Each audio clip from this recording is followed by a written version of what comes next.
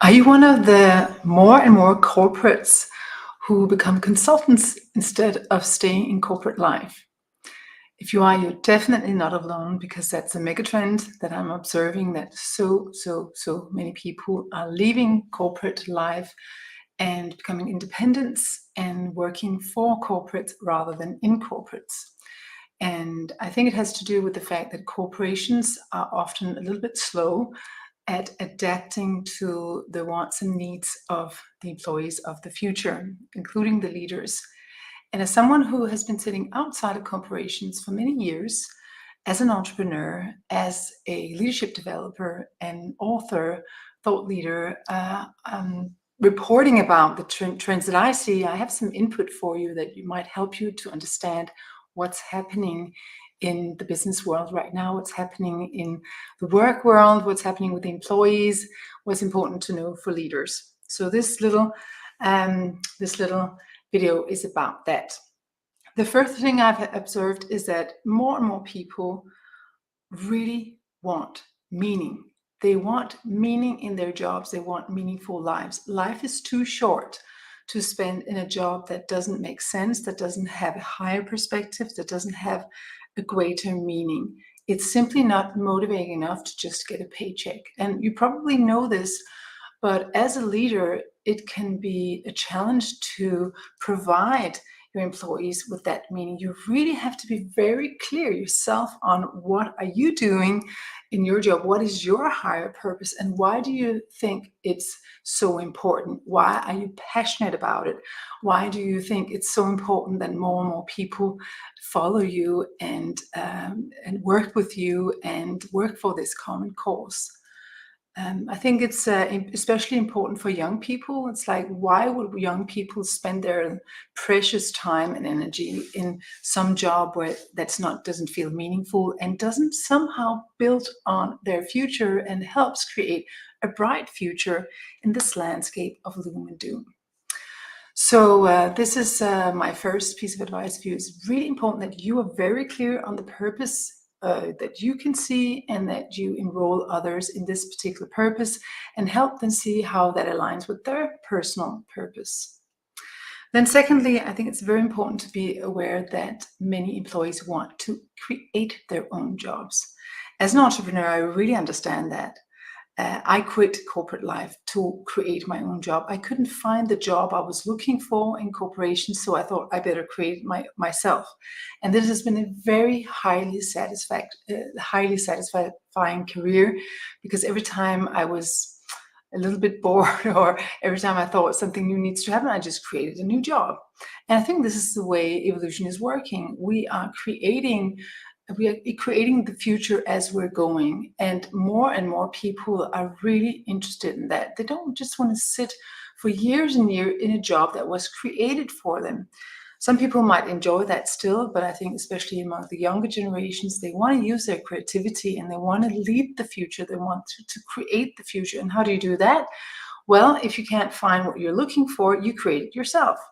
So I think it's very important that top executives are really opening up the structures and the systems so that there's room for people to create their own jobs and do what they find deeply meaningful and useful and purposeful. So this is why we see more and more self-led organizations. We see more and more self-led teams, self-organizing departments that really take this very seriously and give room for self-leadership and self-created jobs. I think it's important to keep opening up, although it can be really a challenge if you're used to be the one who knows it all and the one who has a need for certain structures, or the one who feels that we still need a lot of predetermined jobs.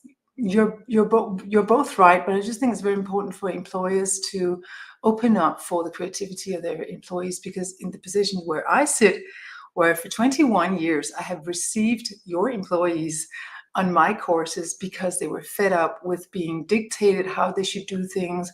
They were fed up with office politics. They were fed up with being stuck and not having enough freedom to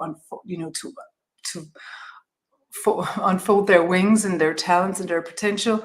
I just think it's super important for you to still know that this is just a trend that's going to keep going and magnify. So if we don't adapt, we're going to lose those future-proofing employees because they're going to go and create the future somewhere else, as a dependent or in progressive companies.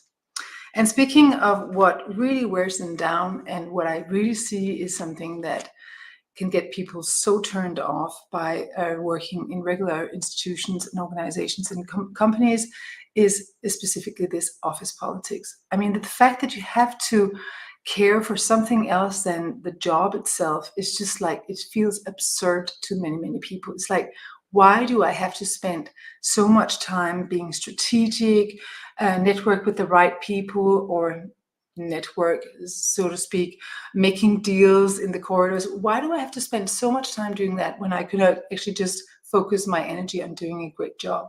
So I think that office politics, we actually need to grow up from that.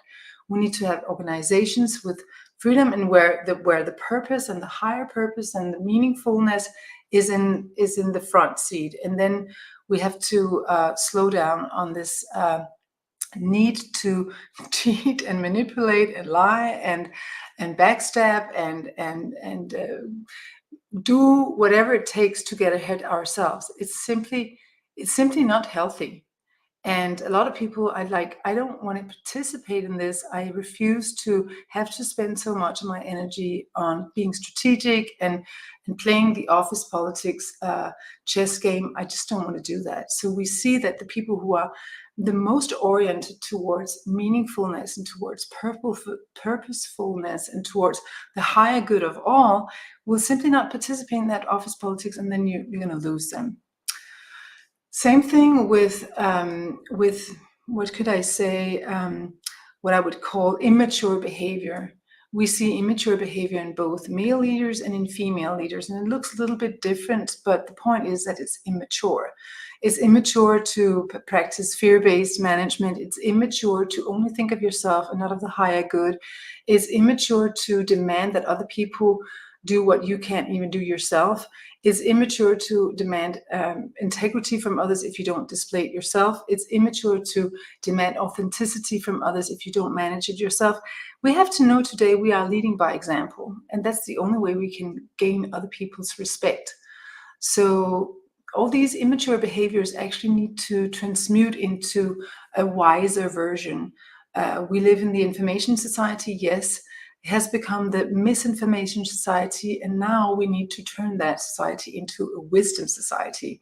So all those immature behaviors where you feel, where we as humans, in order to compensate for not feeling good enough, we do all kinds of tricks to make other people believe in us. We have these imposter syndromes that we're trying to overcome. We don't feel good enough. We don't feel we deserve all those things. We need to work on those so that we can transmute them into mature behavior.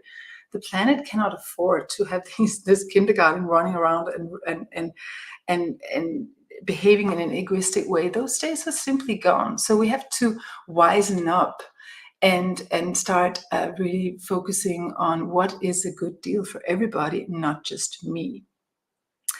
And so this brings me to my last point, my last input for leaders, for executives, which is to really be aware that many people are now more interested in the common good, in the collective wisdom, in collective intelligence, in co-creation, in collaborating, in creating the new in conjunction with other people, where the sum is bigger than the individuals just added to each other. That we many more people are committed to the highest good. It wasn't like that 5-10 years ago. We were just committed to our own success, but now more and more people are really oriented towards the larger success. And that's not enough to just think my company, my bottom line. No, you have to think, well, of course you as a leader need to create a better bottom line, but not if that's at the detriment of everybody else.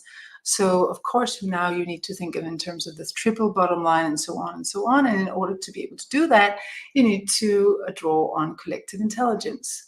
So I think that the entrepreneurial mindset, where we always as entrepreneurs think of what can I contribute with to the whole that is otherwise missing. That mindset, the entrepreneurial mindset, is actually very important in corporations today. And I think that that can really be learned from the entrepreneurs around the organization. And if you welcome entrepreneurship, so that the people who really can see an unmet need are invited to provide that. Of course, none of what I'm saying is new, but the question now is not so much if you are able to hear something new, it's more if you have implemented all of it, because that takes time for all of us. So I just wanted to give you a little input. Sometimes I see in the newspapers, magazines, and the social media discourse that executives feel that it's most trustworthy if they trust people who have a lot of experience in the corporate world. And I would say, of course, yes, they can contribute a lot. But I also think there's a lot to be learned from the people outside of corporations who can see the trees for, or see the wood for trees, who can see a different perspective, and who also has seen all the people who leave corporations. Why do they leave?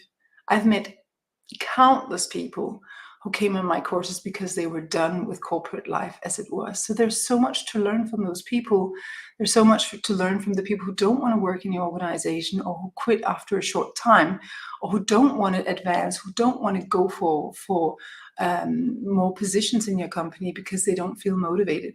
Those are really important to learn from as well. So just a little input with a sum up of what I think is important today. And also I just want to tip you that if you feel drawn through this perspective and want to deepen your understanding of the leadership of the future, which is not just management, but real leadership, the creation of the future, leading the way, creating the future we would like to experience, then I have programs not only for leaders, but also for teams, where a team can learn to play by the same future-proof rules, and this way accelerate this transition into a new way of organizing yourself, so that you are much more in alignment with the needs and wants of both the employees, of yourself, of the company itself, but certainly also for the needs of the greater good, the planetary and the collective